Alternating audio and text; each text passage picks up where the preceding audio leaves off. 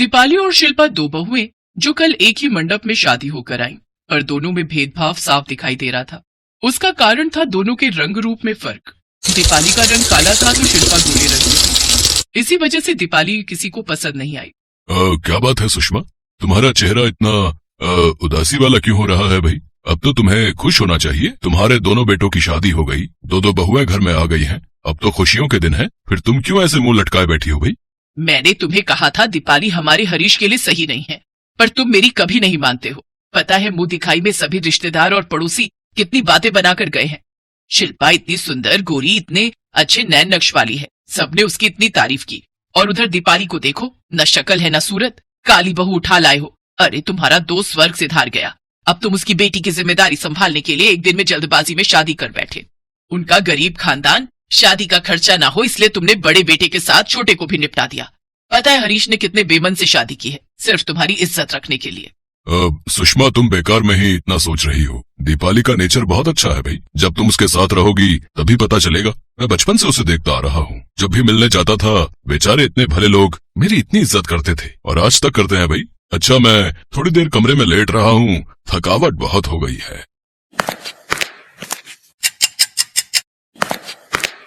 Mummy, Saurabh ने hotel book कर दिया है। कितनी देर से लगे हुए थे कि ऑनलाइन बुकिंग हो जाए। आजकल शादियों का सीजन है तो सारे होटल बुक थे, पर शुक्र है ये होटल मिल गया। मम्मी, सौरभ और मैंने सोचा है कि ये सतीश भैया और शिल्पा भाभी को ये हमारी तरफ से गिफ्ट हो जाएगा। वैसे मम्मी, अब सतीश भैया और भाभी के लिए बुक कर ही दिया है तो हरीश और दीपाली के लिए कैसे करें? अगर मैंने उनका नहीं किया तो दीपाली को बुरा लगेगा। तू इतना परेशान मत हो, कोई सस्ता सा होटल बुक कर दे। उसकी औकात है नहीं बड़े होटलों में जाने की। हरीश वैसे भी उसे पसंद नहीं करता, पर दुनिया को दिखाने के लिए एक दिन होटल चला जाएगा। कर दे उसका भी कोई सस्ता सा। हरीश को जब ये बात पता चलती है तो वो गुस्से में आ जाता है। मम्मी ने बोला था कि तुम दोनों के लिए भी एक होटल बुक कर दूं, वरना मैं तो दीपाली की सुहागरात की सेज भूसे के ढेर पर सजाती। माफ करना हरीश, दीपाली की शक्ल ही ऐसी है। मेरा तो क्या पापा को छोड़कर किसी का भी मन नहीं करता उसे घर की मेंबर मानने का। तुम धीरे बोलो, तुम्हारे पापा सो रहे हैं, सुन लिया तो बवाल मचा देंगे। हरीश, बात सुन, एक रात की तो बात है, जैसे तैसे निकाल देना। तभी बड़ा भाई सतीश और बहू शिल्पा आ जाते हैं। और क्या बात है, क्या बातें चल रही हैं? सतीश भैया, मैंने और सौरभ ने आपके और भाभी के लिए होटल बुक किया है, आप दोनों तैयार हो जाओ। ओह अच्छा, हरीश और दीपाली भी तो साथ होंगे? नहीं भैया, मेरा दूसरा होटल है, आपके होटल के सामने ही है, और वैसे भी मेरा मन नहीं है, मैं तो बस जबरदस्ती की गाड़ी खींच रहा हूँ। थैंक यू दीदी, मेरी ये सुहागरात बहुत अच्छी होने वाली है, और वो सिर्फ आपकी वजह से। Thank you so much. देखो कितनी सुंदर और कितनी प्यारी बहू है हमारी शिल्पा। हरीश वहां से चला जाता है, वो गुस्से में था। रात को सतीश और हरीश होटल जाने के लिए निकलते हैं। शिल्पा से सब प्यार से बात करते हैं और दीपाली की तरफ कोई देखता भी नहीं है।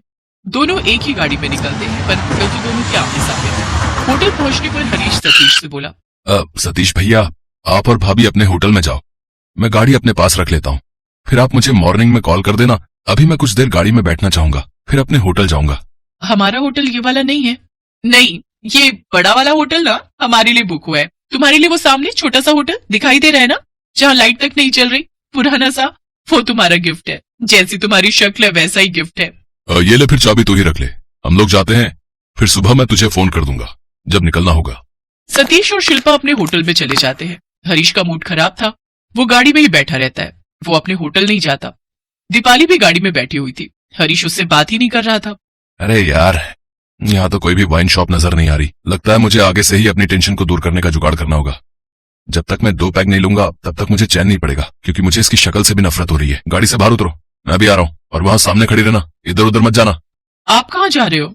अपने लिए ड्रिंक का इंतजाम करने जा रहा हूँ। सारी रात तुम्हारी शक्ल देखकर नहीं रह सकता, इसलिए थोड़ी पी लूंगा तो दिमाग ठंडा हो जाएगा। आता हूँ अभी थोड़ी देर में। दीपाली को वही सतीश और शिल्पा के होटल के पास खड़ा करके हरीश अपने लिए ड्रिंक लेने चला जाता है। दीपाली वहां खड़ी हरीश का वेट कर रही थी। तभी वो होटल के 2 आदमियों को होटल के गेट के पास बात करते हुए सुन लेती है। हाँ भाई, अरे वो जो रूम नंबर 225 में आए हैं, अरे उसकी बीवी कितनी सुंदर है यार, है गोरी, अरे एकदम कत्ल है भाई, एकदम मक्खन मक्खन। अरे नाम भी तो कितना अच्छा था उसका, शिल्पा। बहुत सुंदर नाम था, पति तो उसका बिल्कुल बेकार है, सतीश नाम बता रहा था। वैसे कुछ भी कहो, आज रात उनकी सारी पिक्चर बनने वाली है। तो तूने काम कर दिया ना? हाँ, मैंने उनके कमरे में जो घड़ी लगी है ना, उसमें छोटा सा कैमरा लगा दिया है, सब कुछ उसमें रिकॉर्ड हो जाएगा। बस तू और मैं, हम दोनों भाई वो फिल्म बेच देंगे, जैसा हम करते हैं। वो दोनों आदमी होटल के नौकर थे जो इस होटल में काम करते थे। दीपाली उन दोनों की बातें सुनकर घबरा जाती है और तुरंत होटल के अंदर जाती है। दीपाली वॉशरूम के बहाने होटल में तो चली गई, पर फिर उसने उनका कमरा ढूंढने के लिए गार्ड की हेल्प ली। भैया वो मैं अपना रूम भूल गई हूँ, नीचे वॉक के लिए गई थी। रूम नंबर 225 पता नहीं कहाँ है। मैडम वो सामने गैलरी से राइट हैंड पर आगे जाकर वही आपका रूम है। ओह थैंक यू भैया। उधर हरीश वापस आ चुका था। वो दीपाली को ढूंढ रहा था। दीपाली सतीश और शिल्पा के रूम का दरवाजा जोर से बजाती है। सतीश गुस्से में रूम का गेट खोलता है और अपने सामने दीपाली को देखकर वो हैरान रह जाता है। तुम यहाँ क्या कर रही हो? हमारी फर्स्ट नाइट खराब करने के लिए आई हो? इतनी जोर जोर से दरवाजा बजा रही थी, दिख नहीं रहा था हमने बोर्ड लगा रखा है डू नॉट डिस्टर्ब का। तुम्हें अकल भी है कि फर्स्ट नाइट क्या होती है? एक हस्बैंड वाइफ को तुम डिस्टर्ब कर रही हो, वो भी उनके सुहागरात पर। सच में तुम कैसी गवार हो। मैं अभी हरीश को फोन करके बताता हूँ। अरे अंदर कहाँ घुसी चली जा रही हो? तुम्हें बिल्कुल भी तमीज नहीं है क्या? अरे ऐसे अंदर मत जाओ। अरे अब ये घड़ी क्यों उतार रही हो? तब तक हरीश भी आ चुका था, वो भी गुस्से में भरा हुआ था। तभी दीपाली बोली, मुझे माफ करना भैया। शिल्पा भाभी आई एम सॉरी, मुझे ये करना पड़ा। ये देखिए आपके कमरे में दीवार की इस घड़ी पर ध्यान से देखिए, इसमें कैमरा फिट है। आपकी सारी बातें सब कुछ इसमें रिकॉर्ड हो रहा था। इस होटल के 2 नौकर इस घटिया हरकत को अंजाम दे रहे थे। कैमरा? Oh no. क्या? इस कमरे में कैमरा था? इस होटल के मैनेजर को अभी बुलाते हैं। इस होटल के खिलाफ तो पुलिस में कार्रवाई होगी। हमारी इज्जत के साथ खिलवाड़ हुआ है। थैंक यू दीपाली, तुमने आज कितना गलत होने से बचा लिया। शिल्पा बहुत शर्मिंदा थी कि उसने गुस्से में दीपाली को कितना कुछ कह दिया। उस होटल पर कार्रवाई होती है और होटल को सील कर देते हैं। दोनों नौकरों को सजा हो जाती है। सब लोग रात में ही जब घर वापस आ गए तो घर के लोग घबरा गए और उन्हें जब सारी बात पता चली तो उन्हें भी अपनी गलती का बहुत एहसास हुआ। जिस दीपाली को वो सब इतना गलत बोल रहे थे, आज उसी ने घर की इज्जत को बचा लिया था।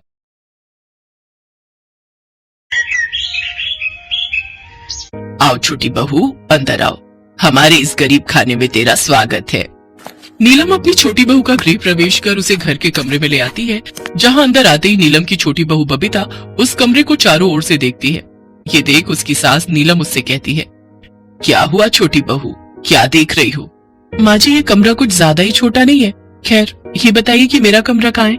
शादी के रीति रिवाजों में मैं बहुत थक गई हूँ, अब मैं आराम करना चाहती हूँ। बहू यही तेरा और तेरी जेठानी अनीता का कमरा है, तुम दोनों को अब यहीं रहना है। क्या माँ जी ये आप कैसी बातें कर रही हो? मेरी अभी भी नई नई शादी हुई है और हम दोनों देवरानी जेठानी एक ही कमरे में कैसे रहेंगी? तुम तो जानती हो बहू हम लोगों की गरीबी, पूरे घर में यही एक कमरा है, इसलिए जो है उसी में ही गुजारा करना पड़ेगा। मैं तो खुद रसोई में खाट लगाकर सोती हूँ। बबीता मुंह बनाकर बैठ जाती है। शाम को उसकी जेठानी पानी लाकर उसे देती है और कहती है, ये लो बबीता तुम्हारे लिए पानी, और कुछ चाहिए होगा तो कहना। फिर दोनों देवरानी और जेठानी अपने अपने पतियों के साथ एक ही कमरे में सो जाती हैं। कमरे के एक तरफ के बिस्तर पर जेठ जेठानी तो दूसरी तरफ देवर देवरानी सो जाते हैं।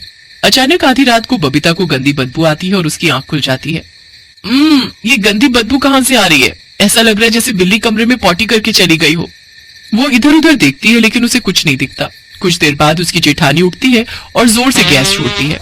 ओहो, तो ये सारा किया धरा इन्हीं का है। इन्होंने जरूर मूली के पराठे खाए होंगे। पराठे खाकर अब मेरा जीना मुश्किल कर दिया इन्होंने। कि जेठानी तो आइटम बम छोड़े जा रही है, उन्हें जरा भी शर्म नहीं आ रही। हे भगवान, मैंने क्या क्या सोचा था कि मेरी सुहागरात ऐसी होगी। सुहागरात वाले दिन भी हो तो कुछ नहीं हो पाएगा, ऊपर से की बदबूदार गैस और सूंघनी पड़ रही है।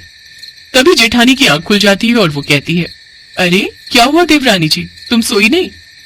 आप इतनी जहरीली गैस छोड़ रही हो, भला नींद किसे आएगी? ऊपर से मच्छर ये कानों में आकर गीत गुनगुना रहे हैं। तुम तो जानती हो देवरानी जी मैं प्रेग्नेंट हूँ और ऐसे में गैस होना आम बात है। चलो अब सो जाओ, सुबह जल्दी उठना है। देवरानी अपनी किस्मत को कोसती हुई सो जाती है। अगली सुबह बबीता की मुंह दिखाई की रस्म होती है। मोहल्ले की औरतें आती हैं। बहू तो बिल्कुल चांद का टुकड़ा है। छोटी बहू, अब जैसे बड़ी बहू ने हमें खुशखबरी सुनाई है ना, वैसे तू भी सुना दे। क्या खाक खुशखबरी सुना दूं?